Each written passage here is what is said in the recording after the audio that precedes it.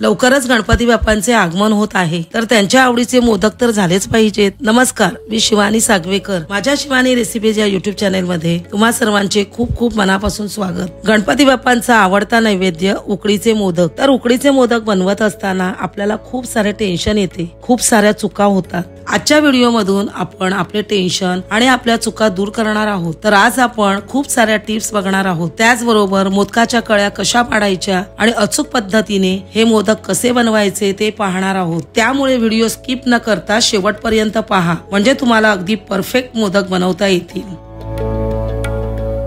पहिले मोदकासाठी सारण बनवू। कढईमध्ये 1 चमचा खसखस घालून ती कोरडीच भाजून घेऊ। खसखस भाजायला जास्त वेळ लागत नाही। मोदकाच्या सारणामध्ये खसखस अगदी महत्त्वाची आहे, याने सारणाला चव छान येते। खसखस भाजून झाली, काढून घेऊ।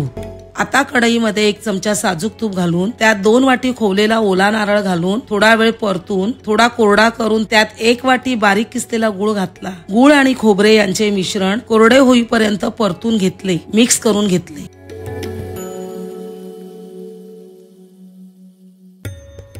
आता यात 1 चमचा चारोळी, भाजलेली खसखस आणि अर्धा चमचा वेलची पूड हे सर्व मिक्स करून घेतलं आणि थोडे जायफळ किसून घालू। हे सर्व मिक्स करून घेतलं की आपलं सारण तयार झालं। सारण एका भांड्यात काढून घेऊ। सारण थंड होईपर्यंत आपण पारी बनवण्यासाठी पीठ मळून घेऊ। मी इथे पसरट परातीत 2 वाट्या मोदकाचे सुवासिक तांदळाचे पीठ घेतले, त्यात थोडे मीठ घालून ते पिठामध्ये मिक्स करून घेतले। आता ज्या वाटीने आपण तांदळाचे पीठ मोजून घेतले त्याच वाटीने एका भांड्यात 1 वाटी पाणी आणि 1 वाटी दूध घ्यायचे। सोबत यामध्ये 1 चमचा तूप घातले। आता हे मिश्रण छान असे गरम करून घ्यायचे। याला उकळी येईपर्यंत गरम करून घेतले। हे मिश्रण गरम असताना लगेचच परातीत घेतलेल्या पिठामध्ये सर्व एकत्रच घालून घ्यायचे। इथे लक्षात ठेवायचे की हे मिश्रण थोडे थोडे न घालता एकत्रच सर्व मिश्रण पिठामध्ये घालायचे। लगेचच पलेत्याच्या साहाय्याने हे मिश्रण पिठामध्ये एकत्र मिसळून घेऊ।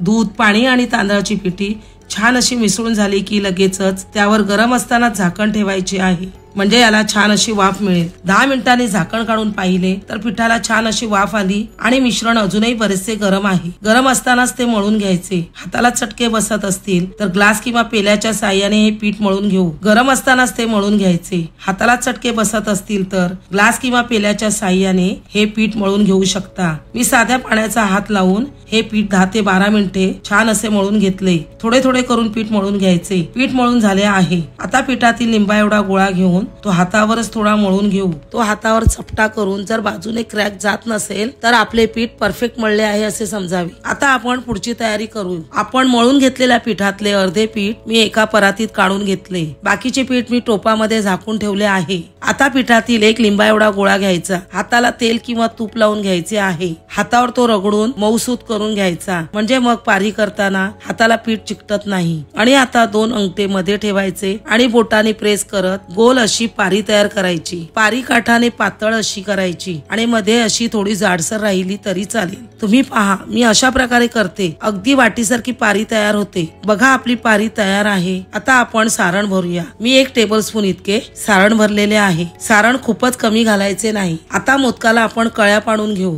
अंगठ्याच्या बाजूचे बोट पारीच्या आतमध्ये आणि अंगठा आणि मधले बोट पारीच्या बाहेर असले पाहिजे। अंगठ्याच्या बाजूच्या बोटाने पीठ मागे खेचायचे आणि बाहेरच्या अंगठा आणि मधल्या बोटाने ते चिमटीत पकडायचे आणि थोडे प्रेस करायचे, म्हणजे आपोआप कळी तयार होते। अशा प्रकारे जवळ जवळ कळ्या पाडून घेऊ। अंगठा आणि मधले बोट या 2 बोटांनी हळुवारपणे या सगळ्या कळ्या गोल गोल फिरवत जवळ आणू। अगदी हळुवारपणे आणायच्या, म्हणजे त्या मिटल्या जाणार नाहीत। आणि मोदक व्यवस्थित बंद करायचा, म्हणजे तो उकळल्यानंतर त्याच्या कळ्या मोकळ्या होणार नाहीत। बघा किती सुंदर कळ्या आल्या आहेत। सुंदर सुबक मोदक तयार आहे। एका पातेल्यात 1 तांब्या पाणी गरम करत ठेवले। पाण्याला उकळी आली की एका चाळणीत काही हळदीची पाने ठेवली आहेत। ती चाळण या गरम पातेल्यावर ठेवून त्यावर चाळणीत राहतील एवढे मोदक ठेवून द्यायचे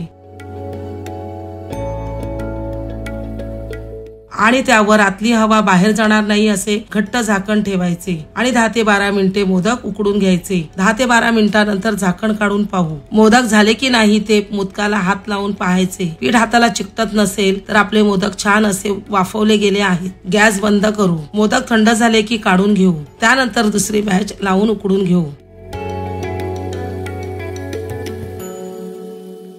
मोदक बनवून तयार आहेत. तुम्ही पाहू शकता आपले मोदक छान उकडले गेले आहेत. एकही मोदक फुटलेला नाही. आता गॅस बंद करूया आणि मोदक थोडेसे थंड होऊ द्या आणि मगच ते चाळणीतून बाहेर काढूया. तयार उकडीचे मोदक मी इथे सर्विंग प्लेट मध्ये काढून घेतले आहेत. तुम्ही बघू शकता आपले मोदक अगदी मऊ लुसलुशीत झालेले आहेत. मोदकाला मस्त सुंदर कळ्याही छान आलेल्या आहेत. इथे घेतलेल्या पिठामध्ये एकूण 25 मोदक झालेले आहेत. तुम्ही मोदक जसे लहान मोठे कराल तसे मोदक कमी जास्त होऊ शकतात. अशाच पद्धतीने हे उकडीचे मोदक तुम्ही घरी नक्की करून पहा. तुम्हाला ते नक्कीच आवडतील आणि तुमच्या प्रतिक्रिया मला कमेंट बॉक्स मध्ये नक्की कळवा. माझ्या अशाच नवनवीन रेसिपी पाहण्यासाठी शिवानी रेसिपीजला सबस्क्राईब करा. व्हिडिओ आवडत असेल तर नक्की लाईक करा आणि तुमच्या मित्रमैत्रिणींसोबत शेअर करा. पुन्हा भेटूया अशाच नवीन रेसिपी सोबत. पूर्ण व्हिडिओ पाहिल्याबद्दल धन्यवाद.